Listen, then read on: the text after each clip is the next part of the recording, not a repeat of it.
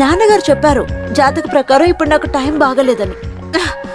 ఈ లగేజ్ మోసి మోసి నా నడం పోయింది. అరే ఏమైంది?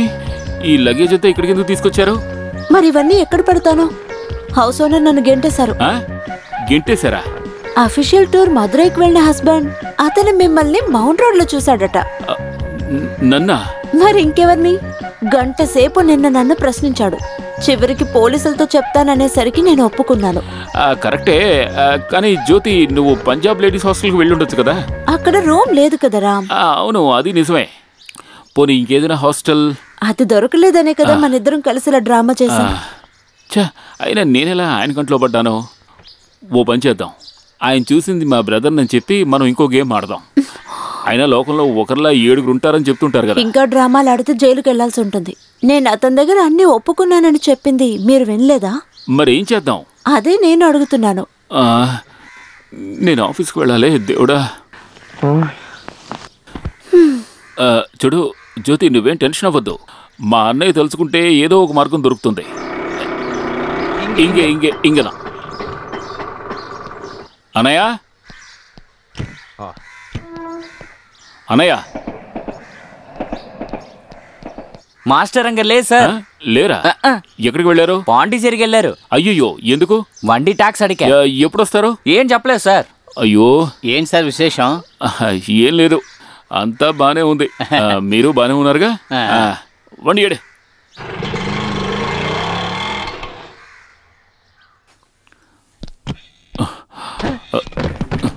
నాన్సెన్స్. నాక్ చేయకుండా రూమ్ లోకి వస్తావంటే? Sorry sir. సార్ మీకు లేడీస్ హాస్టల్, ఉమెన్స్ హాస్టల్ ఇలాంటి ప్లేసెస్ తో మీకు ఏమైనా కనెక్షన్ ఉందా? What do you mean? అంటే ఆడవాళ్ళు ఉండే ప్లేస్ లో అలాంటి ప్లేసెస్ తో మీకు ఏమైనా కనెక్షన్ ఉంటే నాకు చాలా హెల్ప్ఫుల్ గా ఉంటుంది. 3 స్టార్ బిల్డర్స్ GM కార్తికేయన్ నేను. కరెక్ట్, అది తెలిసేగా నేను మిమ్మల్ని హెల్ప్ అడుగుతున్నాను. ఒక చిన్న అద్దెలో దొరికినా చాలు, కానీ ఈ రోజే నాకు అది కావాలి. నేను హౌస్ బ్రోకర్ని కాదు, అర్థమైందా? బ్రో అయ్యో, నేను ఆ ఉద్దేశంతో చెప్పలేదు. నా ఉద్దేశం ఏంటంటే sorry ladies. Get out I say. Sorry. ఏ హాస్టల్కైనా తీసుకువెళ్తాం అనుకుంటే. ఏంటి సార్ చాలా టెన్షన్ గా ఉన్నట్టున్నారు? టెన్షనా? ఎవరికి? నాకా? అవును. ముझे तुमसे प्यार है, मुझे प्यार है, मुझे तुमसे प्यार है.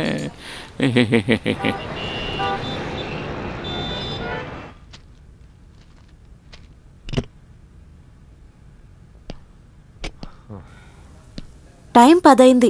ఎందుకు ఇంత లేటు? పాండి అన్నయ్య పాలచెరికి వెళ్ళాడట. పాండి అన్న?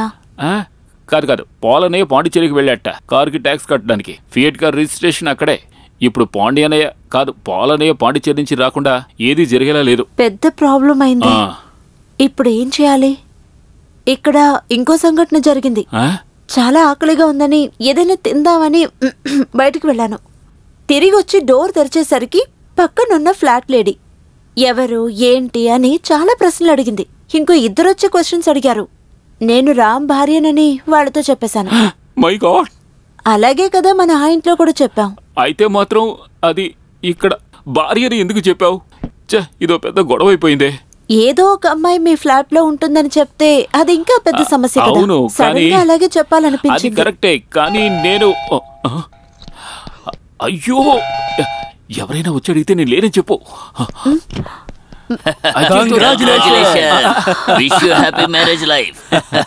చాలా బాగుంది.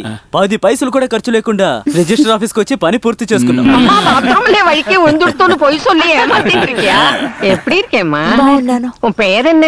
జ్యోతి మేనన్. அப்பா மக்கள்லாம் தெரியாம இப்படி திருட்டு கல்யாணம் பண்ணலாமா? What mommy? That is very villain wish.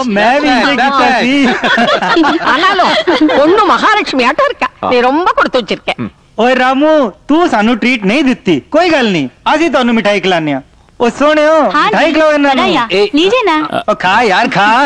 ఆగండి ఆగండి ఆగండి సంప్రదాయ పద్ధతిగా జరగలేదుగా ఇప్పుడు ఈ పద్ధతిని ఆచరిద్దాం. మొదల్లో కొండటికి కొడుకుతాం అప్పుడు మరి ఆమె శాపటం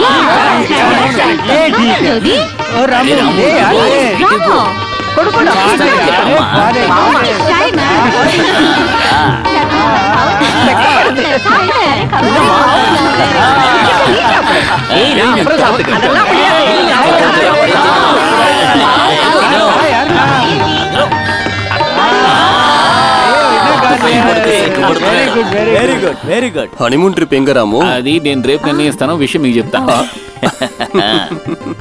இனிமே நான் உங்க கூட பேசவே மாட்டேன். ஏன்? என்கிட்ட ஒரு வார்த்தை கூட சொல்லவே இல்லையே. అసలు విషయం Gentlemen, it's getting very late. Let us take rest. Come on, we'll push up. Okay,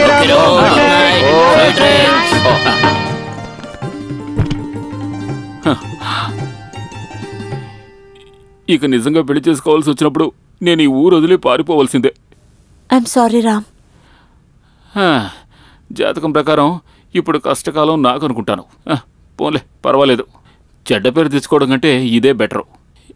ఇంక ఇప్పుడు ఆలోచించడానికి ఏమీ లేదు. నువ్వు ఆ బెడ్రూమ్లోకి వెళ్ళి తలుపు వేసుకుని నిద్రపో. అయ్యో వద్దు, నేను ఇక్కడే అడ్జస్ట్ చేసుకుంటాను. అదేం బాగోదు.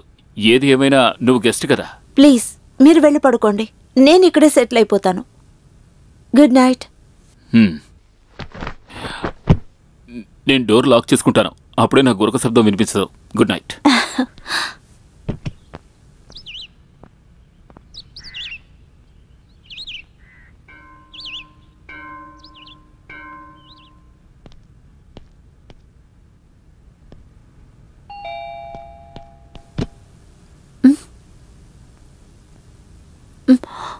బెల్లి కొట్టింది నేనే.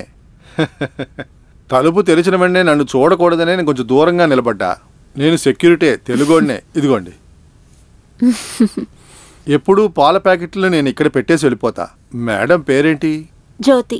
నేను అడిగినప్పుడల్లా ఊళ్ళో అమ్మాయిలు చూస్తున్నారు, అమ్మాయిని చూస్తున్నారు అనేవారు. ఇది నాతో చెప్పనే లేదు. ఏ ఊరు మీది? ఊరు చిత్తూరు పక్కన. మా ఊరు కొవ్వు. ఊరు కొవ్వా? మా ఊరు కొవ్వు కాదు, మా ఊరు కల్లూరు డిస్ట్రిక్ట్ లోని ఒక ఊరు. నేను ఆ కాలంలో సినిమాల్లో యాక్ట్ చేద్దామని వచ్చాను. తర్వాత కొద్దిగా యాక్ట్ చేశాను. పరాశక్తి సినిమాలో శివాజీ సారు ఒక కాలుతో రిక్షాని ఇలా కొట్టి ఒక చేత్తో పట్టుకొని ఒక బీడీ తాగే సీన్ ఉంది.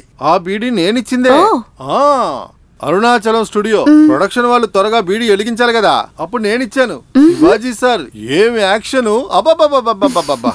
ఇప్పుడు టీవీలో పరాశక్తి చూసేటప్పుడు నా బీడీనే నేను చూస్తాను. నేను రెడీ అవ్వాలి, ఆఫీస్కి టైం అవుతుంది. ఓ సరే.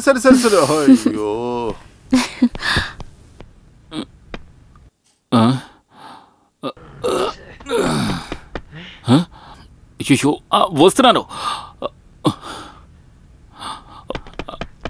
1 second. Coming. Hi. Good morning. ఉదయం టీ తాగే అలవాటు ఉంటే ఇది తాగొచ్చు. అయ్యో, ఇది ఎవరు పెట్టారు? I'm sorry. నేను లేవడం ఎప్పుడూ లేటే.